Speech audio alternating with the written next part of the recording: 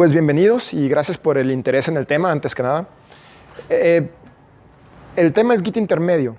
Asumimos que ya han hecho commits, ya han hecho push, pull, ya han hecho branch, merge, posiblemente blame, pero no es estrictamente necesario.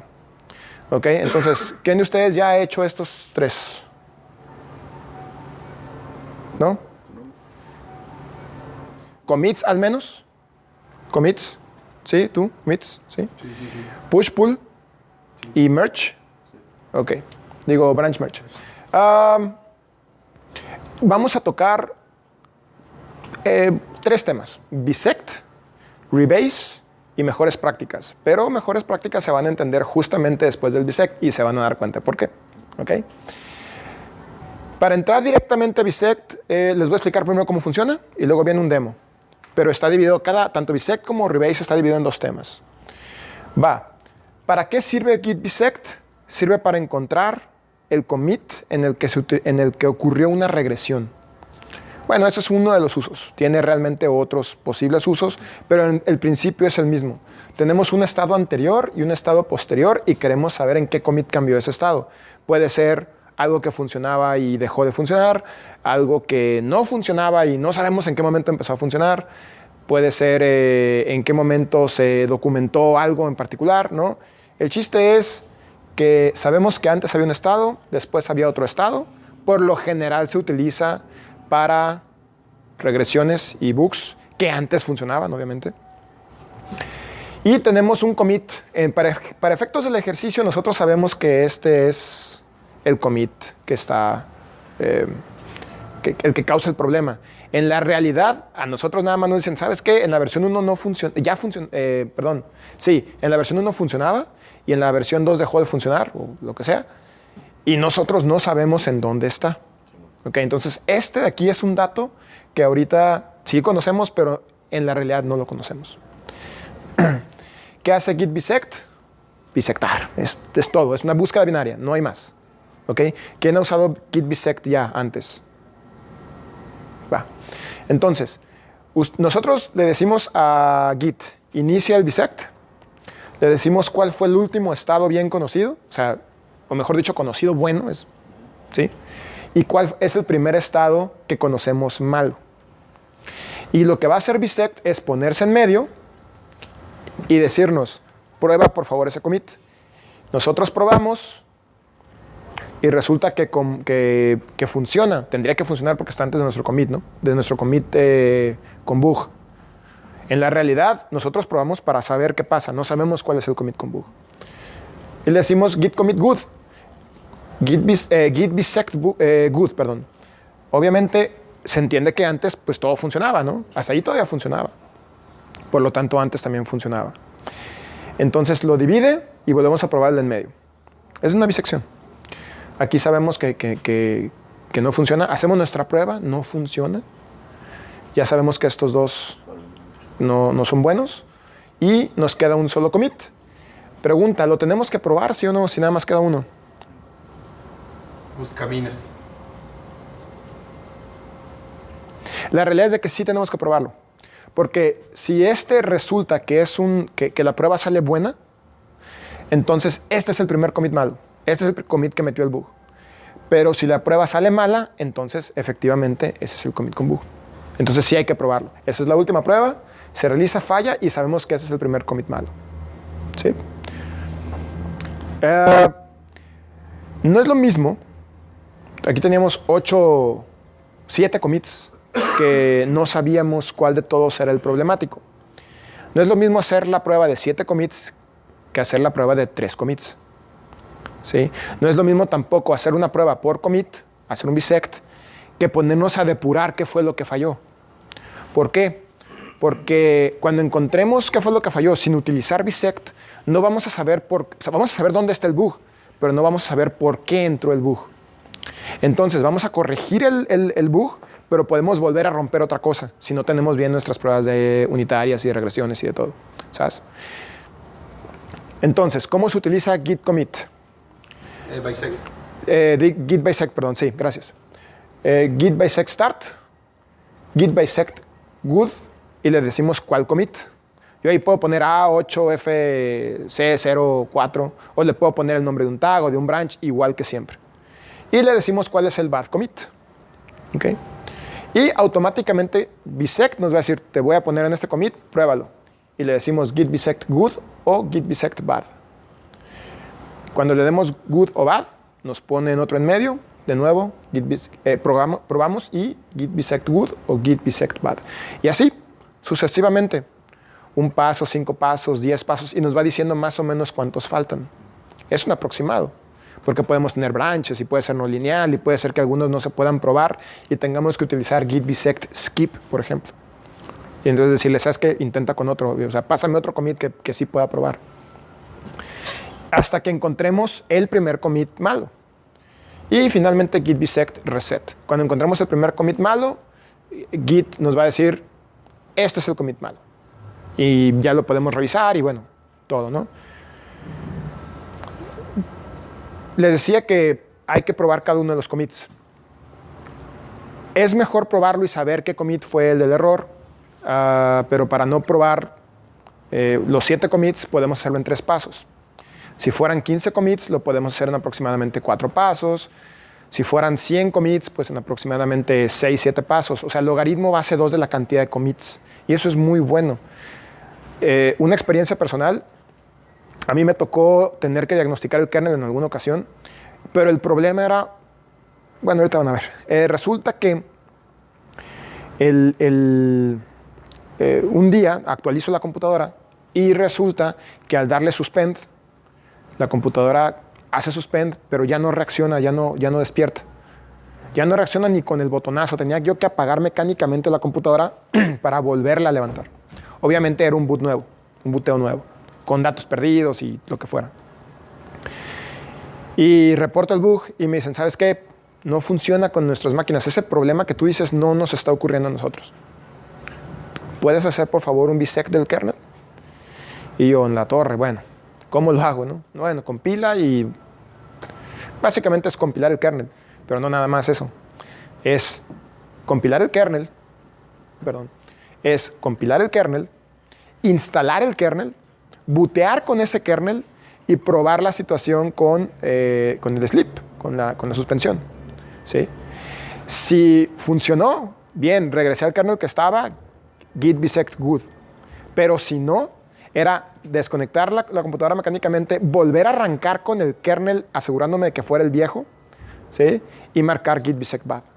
Entonces, cada prueba era muy cara. Y de una versión, digamos, no sé, voy a inventar números, 2.626, me fui muy oldie, pero bueno, 2.626 a 2.628, qué sé yo. ¿Cuántos commits puede haber entre 2 versiones del kernel? Miles, ¿no? O sea, estamos hablando de más de decenas de miles. Yo creo que mínimo 10,000, 20,000, 30,000, no sé cuántos. Logaritmo base 2 de 20,000, ¿cuánto es? No sé, un chingo. Como 14. 2 a la 14. No, miento, no es cierto. No es cierto. Es como 15 o 16. 16. Por ahí. ¿Ok? Entonces estamos hablando de que son, aún fueran 30 pasos, es mejor que 20,000, ¿no? O sea, entonces es la belleza de git bisect. ¿Sí? Momento de la demo.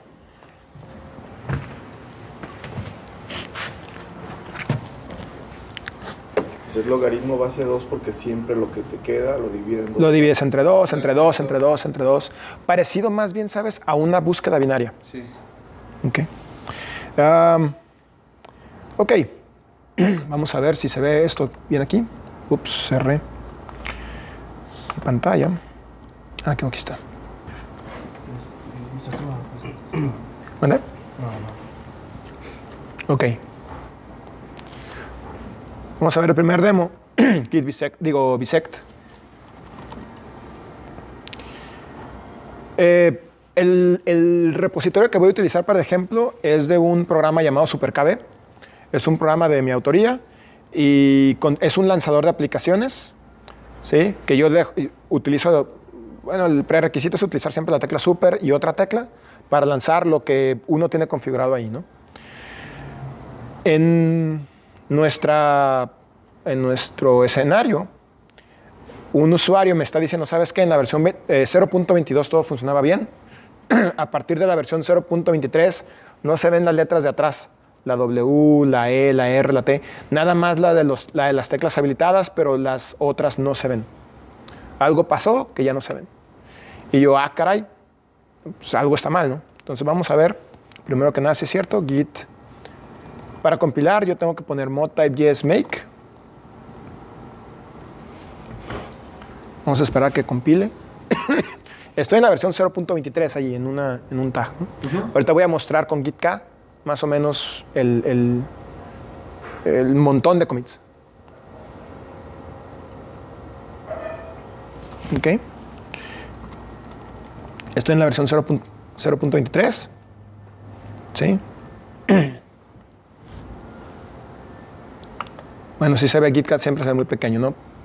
Vamos a ver si puedo habilitarle aquí Preferences. Están por acá Preferences. Fonts.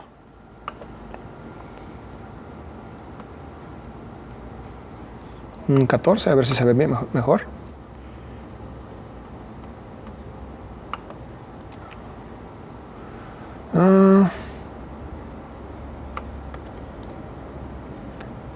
Creo que va a ser problema. Pero aquí se ve, esto que se alcanza a ver en amarillo, es un tag de la versión 0.23. Tengo más abajo commits, branches y lo que sea, hasta que llego a la versión 0.22. ¿Sí? Confíen en mí, eso es un 0.22. Y arriba, pues yo sigo con mi desarrollo. ¿Sí? Yo sigo con mi proceso de development. Entonces, lo que voy a hacer es esto. Primero que nada voy a matar el supercabe actual. Es un prerequisito en este caso, ¿no? Porque si no, no va a cargar los que vaya a probar. Pero le voy a dar git bisect start.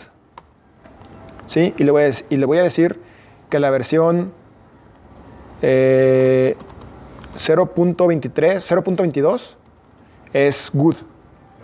La última buena, la que nosotros sabemos que era buena. ¿Ok? Y git bisect bad, versión 0.23. ¿Sí? Y dice, bisectando, 15 revisiones para probar después de esto. Como unos 4 pasos. ¿Sí? Entonces, pues le hacemos, ¿cómo le hacemos? Compilamos, ya lo teníamos. Nos puso en otro commit, entonces compilamos ese commit. Sí. Lo ejecutamos. Funciona. Git bisect good.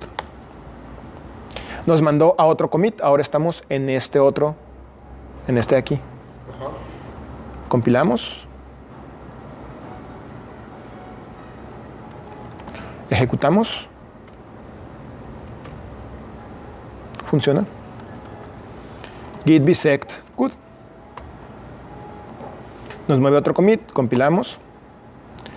Cada vez la compilación es más pequeña porque hay menos cambios entre commits. Ejecutamos. Git bisect, funciona. Git bisect good.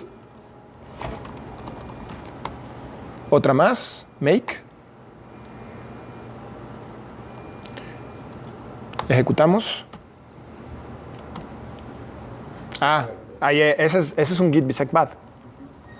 Git bisect bad. Dice que ya es el último paso, ya no hay más. Compilamos. Hay que compilar, si no, van a ejecutar la versión última que compilaron. Y no les va a dar un valor real. Ejecutamos. Funciona. Git bisect good. Y listo. Nos dice, este es el primer commit malo. Vamos a verlo. En el mensaje dice que ese commit fue para incrementar el nivel de debug en el text rendering. Como que no tiene nada que ver, ¿no? No tendría un sentido de por qué. Pero bueno, fue text rendering, a lo mejor sí tiene algo que ver. Vamos a ver el commit. Dice, el nivel de, o sea, el summary es el mensaje del commit. Dice, el nivel 8 estaba siendo contaminado con muchos mensajes de debug de text rendering. Vamos a aumentarlo a 9 y ver qué tal funciona. Entonces, la intención creo que era, en esa ocasión, tener como que los mensajes como, estoy rendereando esto, mandarlos más abajo en el debug, ¿no? Para que no contaminara tanto. Es mío. Entonces, Gracias. vamos a ver el código.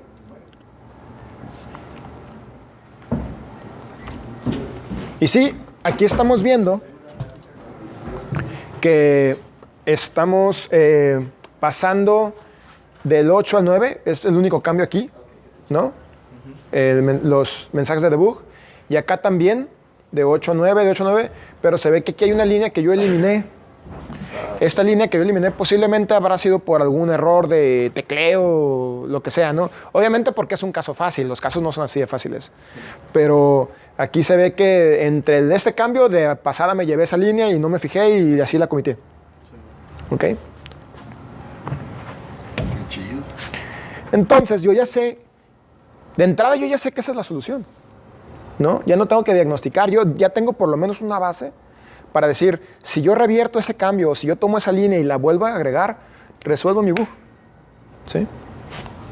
Ahorita, para que saliera eso, fue Git, ¿qué?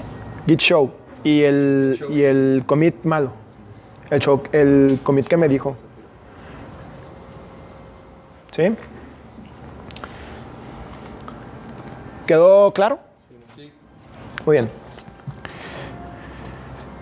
Ahora, las pruebas no necesariamente tienen que ser manuales incluso. Esto se iba a preguntar. Vamos a suponer que estamos hablando de que lo que queremos buscar es dónde se rompió la compilación. ¿Qué necesito yo para saber si se rompió la compilación? Correr make y ya. Y si funciona, pues git bisect good, y si no funciona, git bisect bad. ¿Ok? Ojo, por lo general cuando se rompe la compilación no es un solo evento. Es un evento que funcionaba la compilación, luego no funciona y luego vuelve a funcionar y luego no funciona. Eso no sirve con git bisect. Tiene que ser un solo cambio. ¿Sí? Como por ejemplo una regresión. Podemos poner, en lugar de nosotros hacer la prueba, simplemente ponerle git bisect run make. ¿Sí? ¿Y qué es lo que va a hacer? Ejecutar la instrucción, o en este ejemplo make. Y si regresa con error 0, se va a marcar el commit como bueno y si no, como malo. Excepto si regresa con error 125 y va a aplicar un skip. Y automáticamente bisect va a mover otro commit y va a volver a ejecutar make y va a mover otro commit y va a volver a ejecutar make. ¿Sí? Hasta que encuentre el primer commit malo. Tiempo de la demo.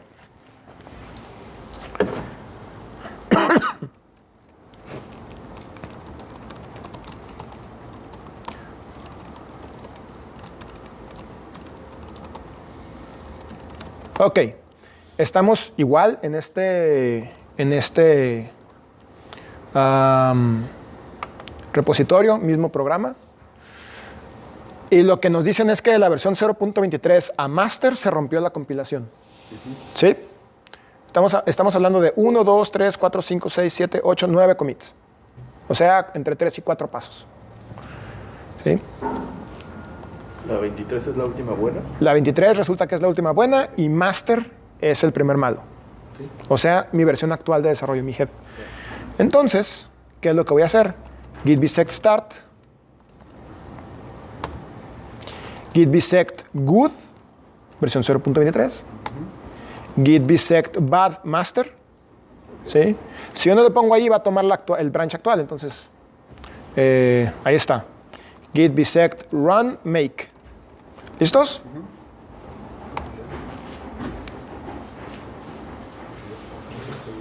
¿Listo? Qué chido, no manches. Vamos a ver qué dice el commit. Git show.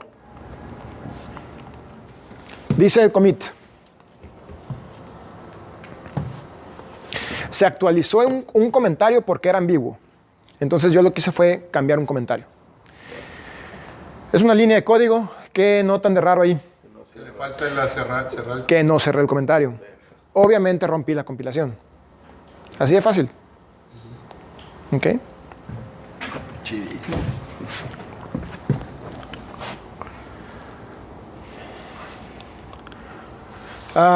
¿Preguntas? ¿Hasta aquí? ¿Está sencillo?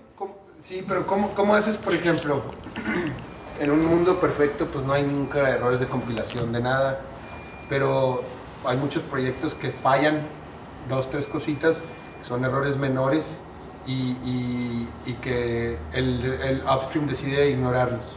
¿Cómo haces para decir, ok, ignórame estos, este archivo y este archivo que van a fallar, que ya sabes que fallan, a la hora de automatizar el bisect con run? No entiendo exactamente tu pregunta. O sea, Vamos a suponer que tienes warnings de compilación. Warnings, no Sí. errores. Y quieres ignorar los warnings. Bisect no se va a detener por los warnings.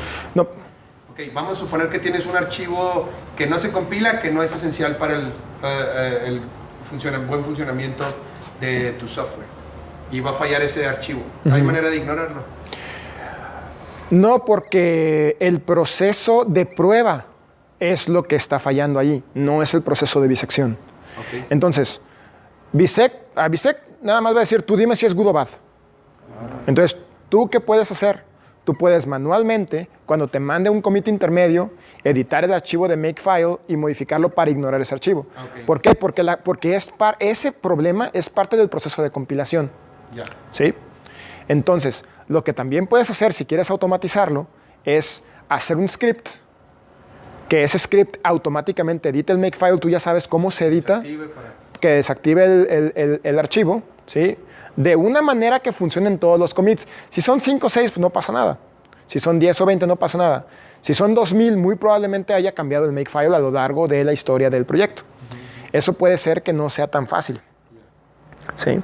Entonces, tú puedes hacer tu propio script que regrese 0 si es exitoso, que regrese cualquier otro error si no es exitoso, o 125 si quieres brincarte el commit. ¿Sí? Y puedes a lo mejor automatizar.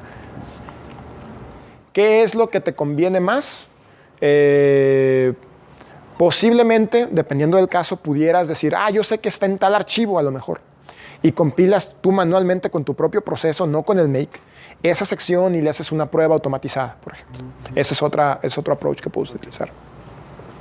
Una pregunta, Octavio. ¿Qué Sí. otra cosa puedes correr aparte de make, por ejemplo? Lo que tú quieras, cualquier script. O sea, es una instrucción arbitraria.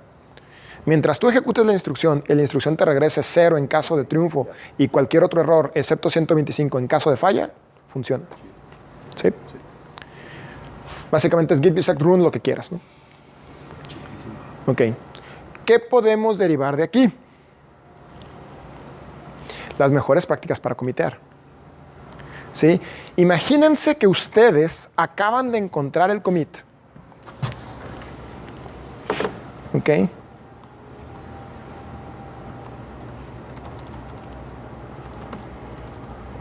A ver si lo tengo aquí, si no está en el otro.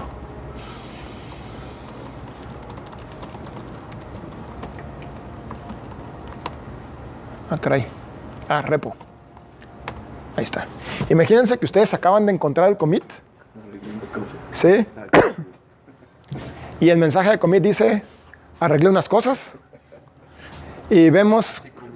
La neta. es- Diferentes, y bueno, ahí se modifica la configuración, el makefile, diferentes partes del makefile, la librería gráfica, el readme, ¿no?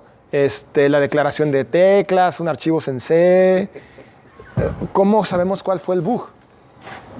¿Cómo sabemos qué es lo que vamos a corregir? ¿Cómo sabemos a quién echar la culpa? ¿Cómo saberlo? ¿Me entienden? Entonces, ¿ok? Ok, no te va a servir git bisect entonces. Ok, mejores prácticas para comitear. Bueno, ¿alguien conoce cómo se traduce al español comitear? Yo no encontré. Es lo que estaba pensando, porque Commit. Commit significa como tal someter a algo, ¿no?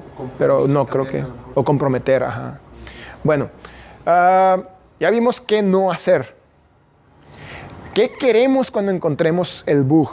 Hay que recordar que cuando corramos git bisect posiblemente ya pasaron 12 meses desde que hicimos ese commit o 2 años, o es otra persona la que está corriendo git bisect.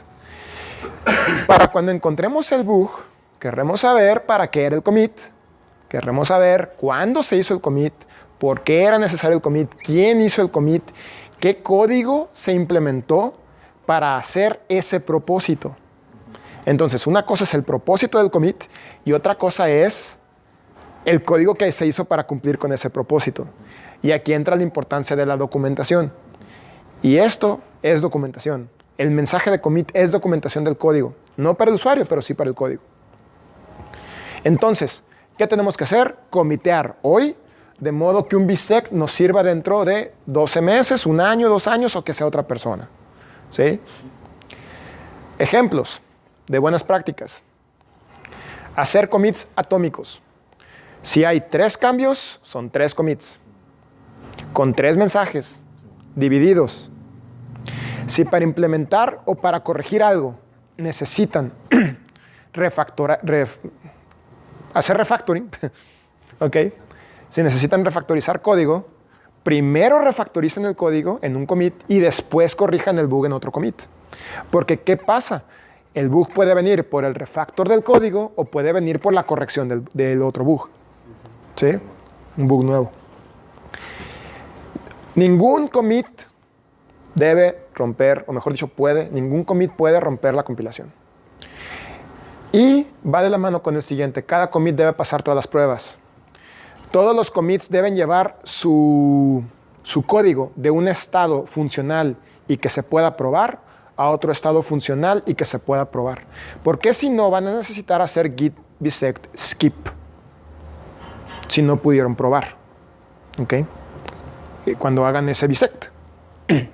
Entonces, de un estado deseable para bisect a otro estado deseable para bisect.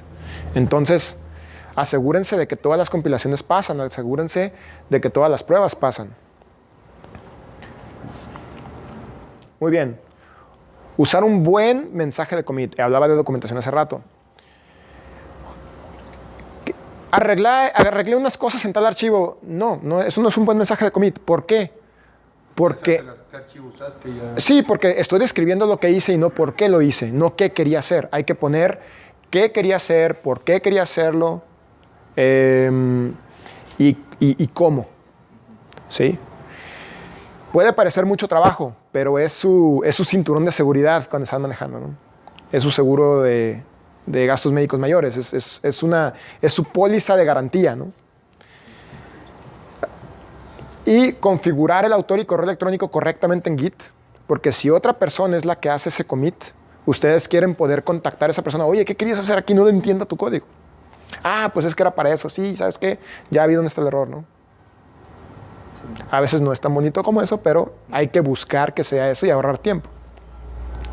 Y respetar a los autores. Esto lo digo porque Git tiene 2 autores. No sé si habían fijado. Git maneja por cada commit 2 autores. El author y el committer. El author es el que creó el commit. Y el committer es, digamos, el que lo aceptó. Si ustedes hacen un commit, hacen un pull request y otra persona toma su historial y lo mete a commit, el author es el original. El committer son ustedes. Con 2 fechas diferentes, con 2 autores diferentes, con 2 correos electrónicos diferentes. Me ha tocado ver que a veces quien adopta un parche, modifica el autor y ellos se vuelven el autor por desconocimiento, por lo que sea. No voy a asumir mala fe. Pero el problema es de que eso puede tumbar el autor original. Y entonces cuando quieran ver el commit que pasó, pues es un dato menos. Es una pieza de información menos. Un ejemplo, este fue tomado de la lista del kernel. Es muy reciente, lo pueden buscar. Y en la línea de asunto dice x86 uAccess. Por lo menos ya sabemos en qué plataforma es y en qué módulo o en qué sección. Simplemente con 2 palabras. Inhibir la especulación después de access OK y en user access begin. OK. Sabemos qué hace. Pues el propósito del código que estamos escribiendo. El commit fulano, que se llama de esta forma, hace que la parte de chequeo de access OK de esta función lo hace antes de tener algunos accesos que son unsafe. Aquí estamos hablando de especulación, posiblemente tenga que ver con lo de Meltdown, Spectre, ¿no? Algo así. Esto tiene el efecto deseable, Sin embargo, however, el chequeo de rango consolidado, lo que quiera que eso signifique, no inhibe la especulación. Ya sabemos cuál es el problema y la motivación de poner ese código. Entonces, depende de quien llama a esa función, que se asegure de, bueno, esto fue algo que se pasó por alto. Entonces vamos a utilizar uaccess begin nospec para asegurarnos de que la especulación fue inhibida hasta que pasan los chequeos de access OK. Tenemos el qué, el cómo, el qué, el por qué y el cómo. ¿Sí? Todo este mensaje de commit para este cambio. Díganme si el kernel, si Linux, si Linux Torvalds, si todo el equipo, si el proyecto del kernel valora o no valora la documentación y un buen commit. Sí. Y están bien escritos, sin faltas de ortografía. Eso está más difícil todavía. ¿Ok? Git rebase, ¿preguntas hasta aquí? Ok. Git rebase, si bien es una herramienta totalmente independiente de Git bisect, nos puede servir para corregir nuestro trabajo. Ojo, únicamente utilicemos Git rebase en nuestro repositorio local para ramas que no hemos publicado. Muy importante. ¿Por qué? Porque si nosotros modificamos el historial de algo que está publicado, vamos a romper el repositorio de todos los demás. ¿Ok? Entonces, dicen los autores de Git que para poder modificar la historia se necesita una conspiración. En caso de Git, es cierto. ¿Ok? Y es muy complicado hacerlo. No hay que reescribir la historia si la rama ya fue publicada. Ahí conviene más hacer un revert o un merge o algo, según el caso. ¿Qué es Git rebase? En su caso más sencillo, ¿todo bien? Sí. En su caso más sencillo, Git rebase sirve para tomar una rama que está basada en un commit y moverla a otra base. ¿Ok? El caso típico es, estoy implementando o estaba implementando un feature, el desarrollo continuó y ha pasado algún tiempo y yo quiero enviarlo, pero lo quiero enviar basado en el código más reciente, no en un código que a lo mejor no funciona. ¿Por qué? Porque si yo de aquí continúa el código y aquí hago yo un merge, puedo tener conflictos de merge. Entonces conviene que yo resuelva los conflictos antes de publicarlos, antes de mandar mi código. ¿Sabes? ¿Cómo se utiliza Git rebase? La sintaxis es un poquito extraña al principio, pero conforme se van acostumbrando es más fácil. Git rebase hacia la nueva base. Decimos cuál es la base vieja, esta que dice upstream, así lo van a encontrar en la documentación, pero básicamente aquí es old base y la rama. Hay shortcuts también, no tienen que escribir todo esto completo. El caso típico es, por ejemplo, Git rebase master. Primero hacen git checkout al branch y si le ponen Git rebase master, significa que va a tomar la rama y la va a poner aquí. ¿Ok? Bueno, estos son otras formas de escribir otras sintaxis de Git rebase, pero vamos a quedarnos con la genérica.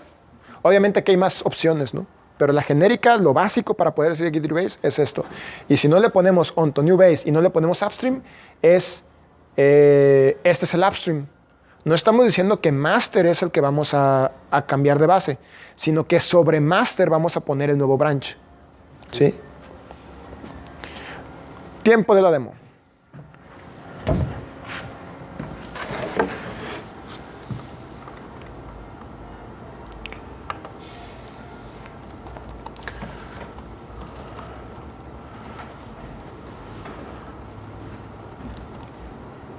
Playground. Estamos en master. Ups, sí.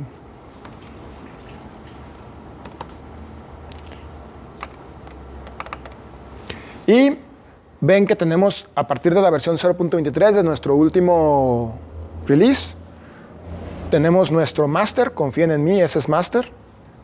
el de la izquierda, y a la derecha está una rama que se llama opaque, ¿sí? Que yo tengo en mi repositorio y que bla, bla, bla. Y yo quiero este opaque cambiarlo de base hacia el más reciente master. Pero eso ya está arriba, o sea, ya hiciste push. No, de esa. eso es todavía mi repositorio local. Local. Todavía es local, ¿sí? ¿Qué voy a hacer? Git checkout opaque, git rebase master. ¿Qué hizo? Regresarse y determinar, son estos 4 commits. Recuerden que Git no almacena parches, almacena contenido. Entonces toma las diferencias de aquí a aquí y las pega en master. Y luego de ahí a ahí y las pega encima del último. Y de ahí a ahí. Entonces esto es lo que ven que dice aplicando, aplicando, aplicando, aplicando. ¿Sí? ¿Cómo quedó al final? Así. De 0 a 23 a master y de master a opaque. ¿Sí? Entonces yo ya podría decir, esta rama la voy a tomar y le voy a hacer un format patch para preparar un pull request. ¿Sí? Pero si hubieras tenido conflictos, te lo avisa. Sí. Sí. Este es un demo sin conflictos para que no le tengan miedo a rebase. Y ya cuando ustedes lleguen a hacer un rebase y vean que no está tan fácil, yo ya no estoy ahí. ¿Sí? Para resolver los conflictos es relativamente fácil, es muy parecido a un merge. Editan el archivo y Git Rebase los guía. O sea, aquí en la misma salida les va a decir editen, pongan Git commit, hagan commit de sus cambios y pónganle Git Rebase _ continue o lo que sea. Entonces, ahí mismo Git Rebase los va guiando. Si quieren cancelar un rebase, le pueden poner Git Rebase _ abort y se regresa como estaba antes. ¿Ok? Pero recuerden, bueno, hay un detalle más.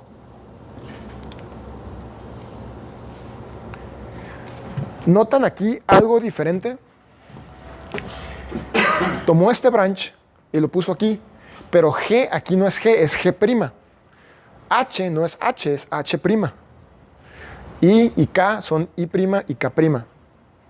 ¿Sí? ¿Por qué? Porque Git no almacena parches, almacena estado del código. Este estado del código, aunque el cambio de aquí a aquí es el mismo o potencialmente el mismo que de aquí a aquí, este estado no es el mismo que este. ¿Por qué? Porque este estado ya incluye F y J. Es otro SHA-1. Es otro número de commit incluso. ¿Sí? Esto para que lo tengan presente, porque si ustedes cambian el commit y borran el branch o hacen cosas raras, pueden perder esos cambios. Y digo, los pueden recuperar con herramientas como Git Reflog y otras que hay. Pero esto es importante. Y así lo van a encontrar en la documentación. ¿Preguntas de Git Rebase? ¿Por qué usarías Git Rebase en vez de usar un merge? Sí, el merge es más transparente, en mi opinión. Sí, pero por ejemplo, si yo, vamos a suponer, ¿qué pasa si hacer un merge entre K y J ocasiona un conflicto? Ok. ¿Sí? ¿Qué pasa? Yo tomo este branch y bien a gusto a ti te mando el pull request, el format patch. ¿Quién tiene que resolver el conflicto? Yo. Tú como upstream. Tú no tienes ni idea de qué trabajé yo. Si yo hago el Git Rebase, yo resuelvo el conflicto. Y a ti te lo mando ya listo para comitear. ¿Sí? Obviamente, no significa que Git Rebase deba usarse siempre.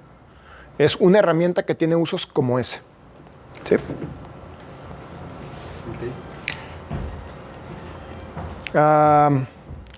¿Alguna otra pregunta? Entonces, último tema, Git Rebase Interactive. Este es una belleza, pero es más difícil.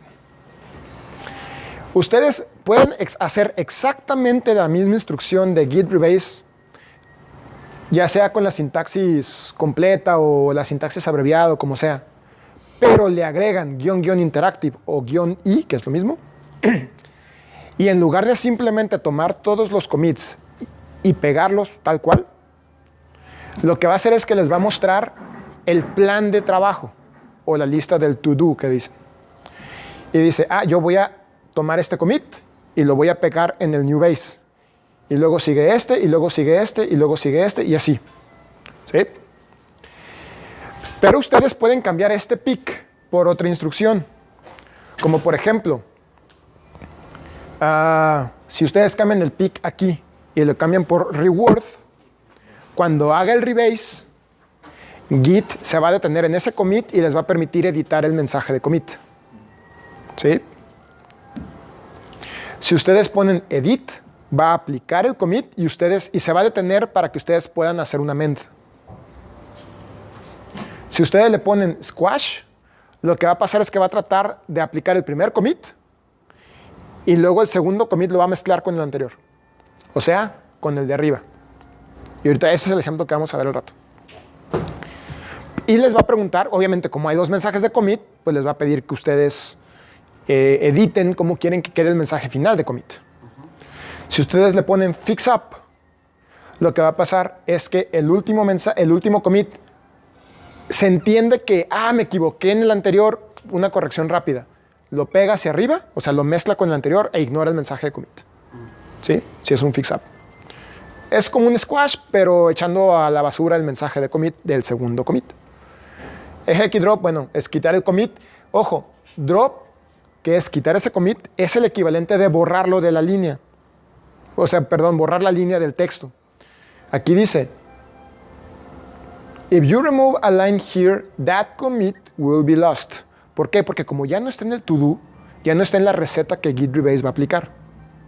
Lo están eliminando. Si ustedes lo comentan, lo mismo. Ok. Las líneas las pueden reordenar, por cierto. No significa que no les vaya a dar conflictos, pero lo pueden hacer y se pueden detener en cada paso para ir reconstruyendo su historia. ¿Sí? El ejemplo que vamos a ver es muy sencillo, pero es para que se den una idea y vean Git Rebase Interactive funcionando. Ok.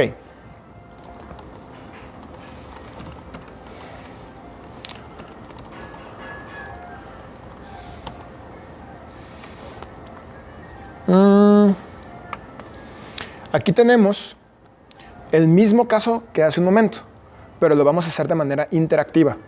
¿Sabes?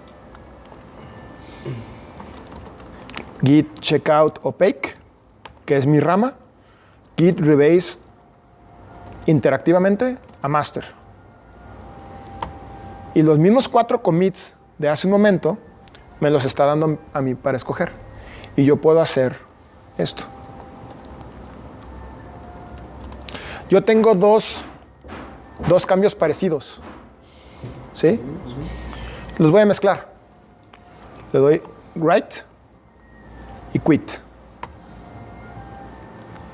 Entonces dice, ¿cómo quieres que quede esa mezcla? Y me pone los dos mensajes. Voy a borrar la de aquí. Son 2 definiciones de algo compiled in to .c. Les voy a borrar este de aquí y le voy a poner move definitions of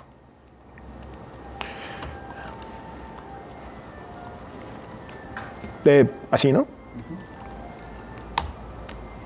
Y listo. No hubo conflictos en este caso y quedó de esa forma. ¿Qué hizo? Hizo un rebase de opaque a master, pero de manera interactiva. Eso significa interactive. Y ahora en vez de 3 adelante tienes, o de 4. En vez de 4 tengo 3. Y aquí se ve cómo está definido. Dice move definitions, tal como yo se lo puse. No puedo aumentar la letra más en GitK porque no supe cómo. ¿Ok? Obviamente, esto no significa que yo no pueda editar mi historia sin tener que hacer un rebase como tal. O sea, yo aquí puedo hacer git. Yo estoy en opaque, ¿sí? Estoy en la de arriba, no estoy en master. ¿Ok? Y yo aquí puedo hacer git rebase interactive a master. Y me da otra vez la opción. ¿Sí? Estoy sobre master y voy a volverlo a poner en master. Y yo aquí puedo reeditar mi historial sin tener que hacer como tal el rebase. ¿no? Es un rebase del mismo punto al mismo punto, pero me sirve para editar mi historia de esta forma, ¿sí? Si yo quiero considerar que este de aquí arriba es un fix-up, me va a quitar este commit, pero va a mezclarlo con el anterior. Entonces, aquí hay cambios en main.c y makefile, y aquí hay nada más en makefile. ¿Me salgo? El mensaje de commit es el mismo, pero ahora ya tengo los dos cambios en un solo commit. ¿Sí? Muy bien.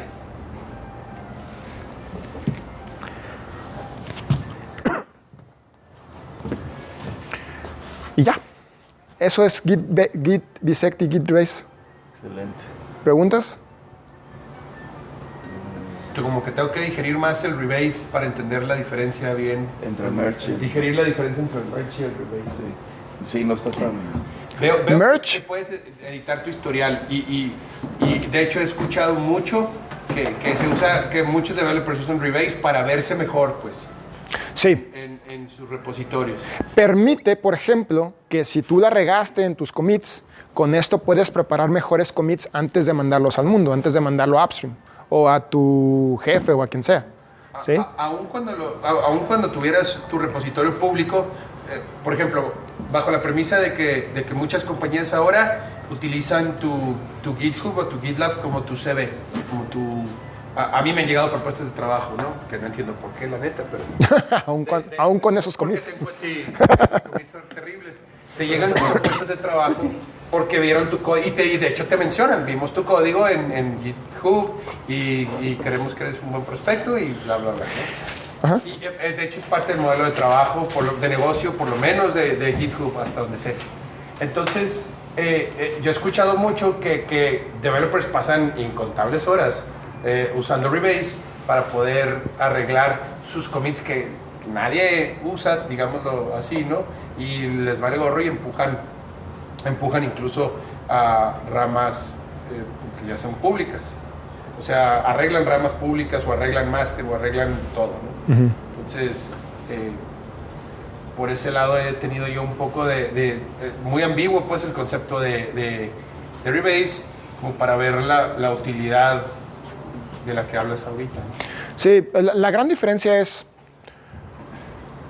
si tú mezclas dos ramas de código, es tomar un snapshot, o sea, con todos sus archivos. Insisto, Git no guarda diferencias, no guarda deltas, guarda contenido.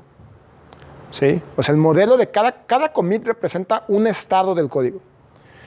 Y el merge es un estado, el preúltimo, mejor dicho, el último commit antes del merge, con otra rama, pueden ser más de dos ramas, no tienen que ser dos, y hace un commit nuevo con 2 o 3 ancestros, ¿sí? Que representa un nuevo estado. Eso es todo lo que hace. ¿Sí? Y como decía hace rato, si hay conflictos, alguien los tiene que corregir y es quien hace el merge. ¿Sí? Eso es un merge. Es un punto en el grafo que tiene más de un ancestro, 2 o más. Tú puedes tomar ramas públicas, haces tu propio merge y no afectas a los demás. Es una ventaja de merge. Rebase, antes de que tú publiques, te conviene tener por lo menos un historial limpio. No tiene que ser perfecto, porque en puro Rebase se te va a ir el tiempo. Tiene que estar suficientemente aceptable para que le sirva a un tercero cuando vea tu código, para que sirva para un rebase cuando quieras revisar un bisect cuando quieras revisar qué pasó con un bug. Antes de publicar puedes utilizar rebase para limpiar un poquito tu historial de ese cacho nada más. ¿Sí? Y entonces le evitas el trabajo a upstream de que ellos hagan de que ellos corrijan tus merge conflicts. ¿Sí? Ya lo hiciste tú. Y automáticamente, cuando lo apliquen ellos, pues va a quedar, se va a aplicar sin conflictos, ¿no? Entonces, son herramientas diferentes y de hecho el resultado en el historial es diferente. Rebase no tiene múltiples ancestros. Reescribes la historia tal Reescribes. O puedes no reescribir la historia, puedes simplemente tomar una rama y mandarla a otra base más actualizada, para actualizar una rama. ¿sí? Es como para también incluir a tu nueva rama los cambios que ha hecho el mundo, ¿sí? Y el pull request es al revés, es para que tus cambios se incorporen al mundo. Ya. Sí. Y evitas un montón de conflictos así. Los Evitas arreglas tú, conflictos, como dijiste. tú mismo los haces. Y si dices, ¿sabes qué? Creo que aquí tengo que partir este commit. Pues puedes hacer un rebase, ¿no? Hay diferentes escuelas en esto. Hay proyectos que dicen, no quiero ni un rebase. Para empezar, no se van a dar Me cuenta. ha tocado ver eso. Ajá. Que olvídate de los rebases. A veces se refieren a que olvídate de los rebases sobre código que ya está publicado. Y eso está bien. Porque si no, le truenas los repos a los demás. En tu propio repo no tienen problemas. Hay gente que ni en tu propio repo. Y se dan cuenta porque a veces la fecha del autor y del committer pueden ser diferentes. Pues si no hay más preguntas, Una más. Ajá. ¿Se puede squash sin el rebase? existe, sí, pero no. ¿Has hecho commit amend? Sí. Sí. Imagínate que tú registras todos los commits que siguen de los dos. Vamos a suponer que el squash lo quieres hacer en un commit que esté en medio de un historial que ya tienes, de tu branch. Sí. No es el último. Si es el último, haces un amend y se acabó, ¿no? Okay. Si quieres editar el último commit, ya está. Pero si está, por ejemplo, en medio, para tú poder hacer ese squash, tienes que ponerte a editar ese squash. O sea, haces tú a mano lo haces git checkout, a ese y todo. Haces una rama nueva, tienes que hacer una rama nueva, porque si no pierdes la referencia de ese commit. Al tú darle commit a un commit, o sea, si tú haces un commit sobre un commit que no tiene rama, pierdes automáticamente el commit, porque no hay un seguimiento de ese nuevo SHA. ¿Sí? Sí. Entonces, pero vamos a suponer que ya hiciste tu rama nueva y dijiste, ok, va, pongo git, en mi rama nueva hago el squash y ahora me faltan todos los demás por aplicarlos. Sí, puedes hacer un cherry pick al que sigue y al que sigue y al que sigue y al que sigue y al que sigue y al que sigue. Y eso es un rebase interactive. O sea, sí lo puedes hacer, pero lo único que estás haciendo es hacerlo manualmente. Entonces, rebase interactive es la herramienta con la que prefieres hacer squash, porque si no, de todas maneras vas a hacer exactamente lo mismo, pero a mano. Porque si no, pierdes los commits. Sí, es que veía como que las opciones del rebase, hay otras. Estaba pensando en el cherry pick y en el squash sin el rebase. Entonces es como te está echando la mano para hacer eso. Sí, pero cherry pick no es rebase. No, exacto. Ah. Pero pick tiene, ¿no? ¿Perdón? Tienes un pick. Sí, sí. Ese pick es el equivalente de hacer el cherry pick. Exacto. A eso me refiero, como que te está echando la mano con ese tipo de acciones. Así es. Y haz de cuenta que ya estás preparando tu receta, que incluso puedes revisarla visualmente antes de que empieces a trabajar. Y si te falla, git rebase abort y lo intentas de nuevo, no pasa nada. ¿Sabes? Sí. Pues gracias. Gracias a ti.